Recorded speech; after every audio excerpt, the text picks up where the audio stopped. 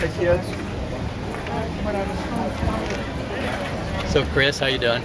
I'm doing great. Hi, could you please tell us what are you having here? This is a 1969 Camaro, a traditional American muscle car. I have a 427 small block engine, 610 horse, about 550 torque. It's I built myself. It's got a lot of goodies in it. The Eagle crank and H-beam rods. It's got Jessel shaft rocker, Dart Pro 1 platinum heads. I run Isky tool room springs, Isky easy roll lifters, and Smith Brother racing push rods.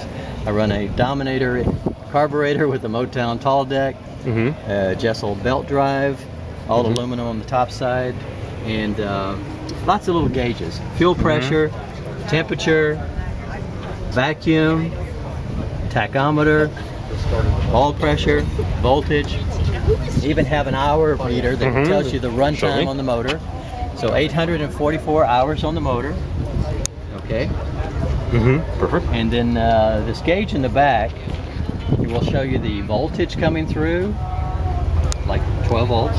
And then it'll show you the amperage as well. So it flips over to 0 amps. And when the engine's running, you see the amperage. And that's my fuse block as well.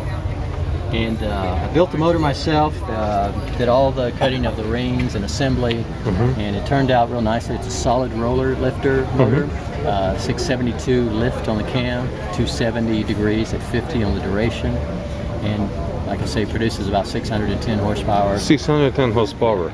What would be the maximum speed with so many horsepower? Well, I have at El Toro, we were doing some filming with a Top Gear show, and I got a chance to run up and down the runway, and I had the guy hold the camera, and when I passed him up, I was at 144, 7,000 RPM on the tach, and I still had 5th gear to go. So I stopped at that. You stopped at it. Okay, that's great.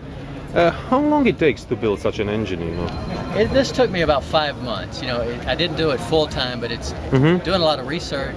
It's ordering all the parts, and then when you have them all laid out, you begin the assembly. And when I assemble an engine, I do everything very carefully, of course, and I measure and remeasure, and before I put things together, because it's critical. This thing is going to spin at 6,000 to 7,000.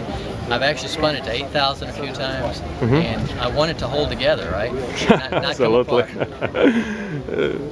Do you know maybe how much money you spend for all these extra parts that you build in? I'm going to guess, I've never added them up, but maybe in the engine is probably 15,000. Just in engine? Yeah. Behind the engine I run a McLeod dual disc clutch.